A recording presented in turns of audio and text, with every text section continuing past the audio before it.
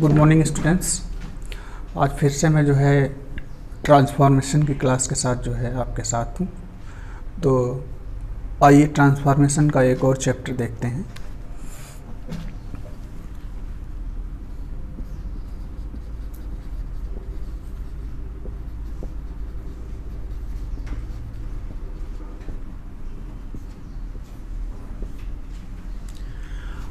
आज जो है ट्रांसफॉर्मेशन के अंतर्गत हम जो है असर्टिव सेंटेंसेस को एक्सक्लेमेटरी सेंटेंस में या एक्सक्लेमेटरी सेंटेंसेस को असर्टिव सेंटेंस में कैसे ट्रांसफॉर्म किया जाता है इसको देखेंगे। तो आइए पहला कॉन्सेप्ट देखते हैं।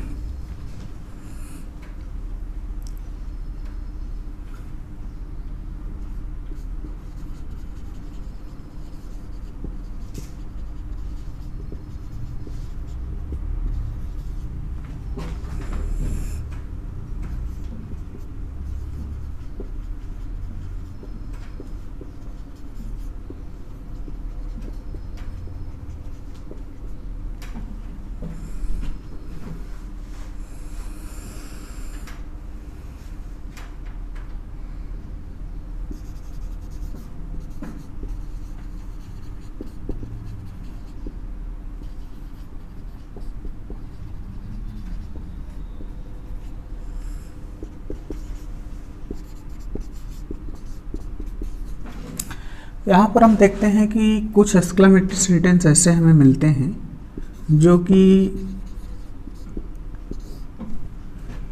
इस एलास एक्सक्लेमेटरी वर्ड से शुरू होते हैं, और ऐसे सेंटेंसेस को जब असर्टिव बनाया जाता है तो इन सेंटेंसेस में इस एक्सक्लेमेटरी वर्ड को जो है हम असर्टिव फॉर्म में कन्वर्ट कर देते हैं या एक क्लाज के फॉर्म में कन्वर्ट कर देते हैं। तो जैसे ही ये एक्सक्लेमेटरी वर्ड आपको मिले, इसको आप जो है इट इज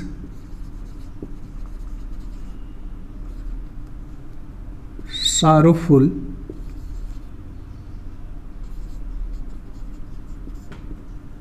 दैट में कन्वर्ट कर दें और सेंटेंस आपका जो है असर्टिव फॉर्म हो जाएगा।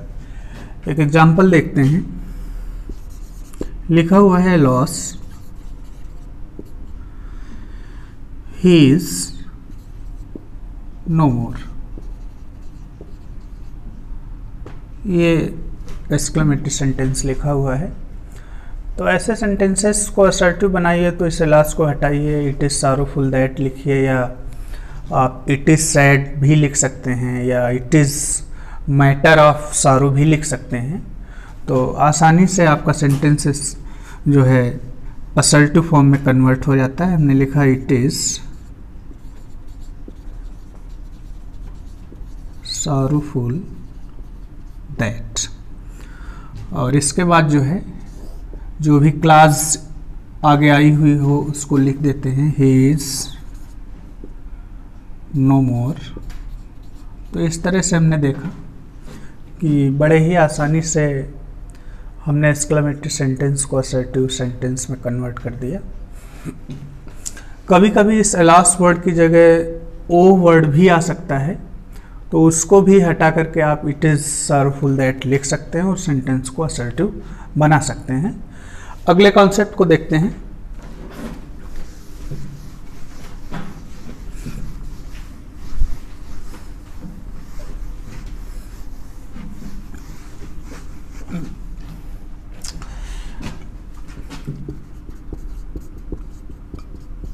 कुछ ऐसे भी सेंटेंसेस मिलेंगे जो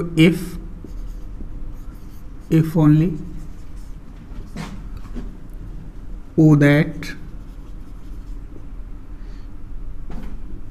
या would that से शुरू होंगे।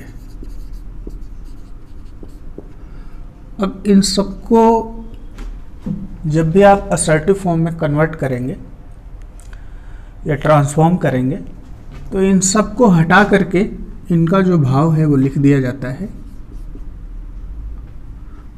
I wish that। तो सेंटेंस चाहे इफ से शुरू हुआ हो, सेंटेंस चाहे इफ ओनली से शुरू हुआ हो, ओ दैट से भी शुरू हो सकता है, या वुड दैट से शुरू होता है। कभी कभी सेंटेंस केवल वुड से शुरू होता है। तो ऐसे भी केस में जो है आई विश लिखने के बाद कंजक्शन ले आते हैं और बाद वाली जो क्लॉज होती है उसको लिख दिया जाता है। हम लिखते हैं if I were a cricketer, ये सेंटेंस है हमारा। अब आपको कुछ नहीं करना है, यहाँ से आप इफ को हटाइए और लिखिए आई विश, इसके बाद कंजक्शन ले आइए और फिर इस वाली क्लॉज को लिख देना है। यहाँ से विस्मयबोधक जो चिन्ह है इसको हटा देना है। आई वेयर अ क्रिकेटर। तो इस तरह से हमने देखा कि ये सेंटेंस भी जो है असर्टिव सेंटेंस में ट्रांसफॉर्म हो गया है। या ऐसा सेंटेंस आपको इफ ओनली से भी मैंने बताया कि हो सकता है कि मिल जाए। ओ दैट से भी सेंटेंस को शुरू किया जा सकता है, वुड दैट से भी सेंटेंस को शुरू किया जाता है। तो चारों केसेस में आपको जो है यही करना है, आई विश दैट।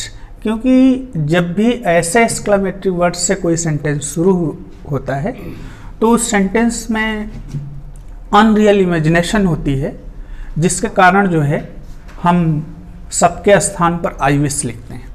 तो ऐसे सेंटेंसेस को आप इसी तरीके से जो है असर्टिव में ट्रांसफॉर्म करें। एक और सेंटेंस देख लेते हैं।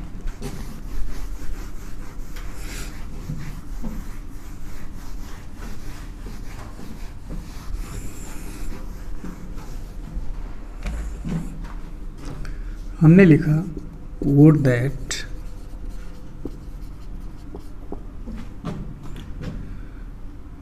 सी वेयर अ क्वीन, ये लिखा हुआ है सेंटेंस।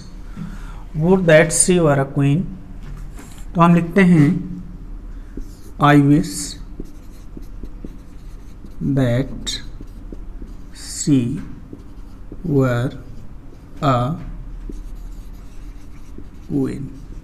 सॉरी, इसको फुल स्टॉप में कन्वर्ट कर देते हैं और सेंटेंस आपका असर्टिव बन जाता है। तो कोई भी ऐसा सेंटेंस जो if only, would that, O that से स्टार्ट हो, उसको आप जो है आई विश में कन्वर्ट करके जो है ट्रांसफॉर्म कर सकते हैं। अगले कॉन्सेप्ट को देखते हैं।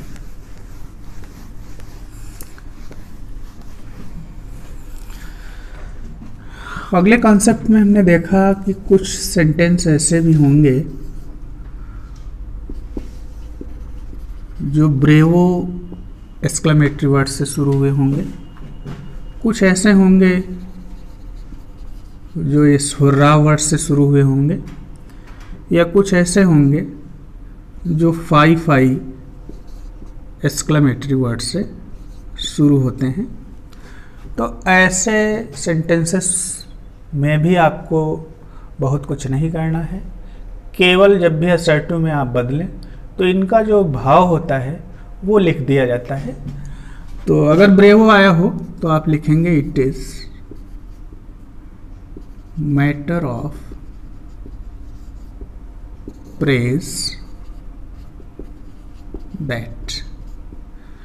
अगर हुर्रा आया हुआ हो तो आप लिखेंगे इट इज जॉयफुल, या मैटर ऑफ जॉय भी लिख सकते हैं दैट। फाई को एलिमिनेट करके आप क्या लिखेंगे, it is matter of contempt, और फिर आप दैट कंजक्शन लगा देंगे। तो ऐसे सेंटेंसेस को भी जो है आसानी से आप असर्टिव में ट्रांसफॉर्म कर लेंगे। एक उदाहरण देख लेते हैं।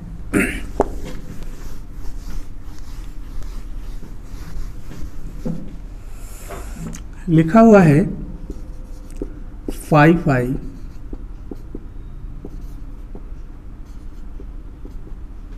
you have abused your father. इस तरह का सेंटेंस है।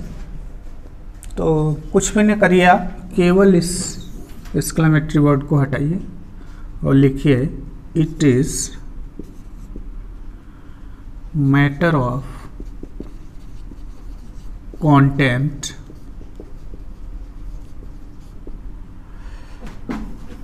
that you have abused your father। तो हमने देखा हमारा सेंटेंस जो है असर्टिव में ट्रांसफॉर्म हो गया। तो इस तरह से आप भी कोशिश करें। और सबसे अंत में हम जो है सबसे महत्वपूर्ण कॉन्सेप्ट को देखेंगे। कुछ ऐसे सेंटेंस होंगे जो या तो हाउ से शुरू होंगे या व्हाट से शुरू होंगे।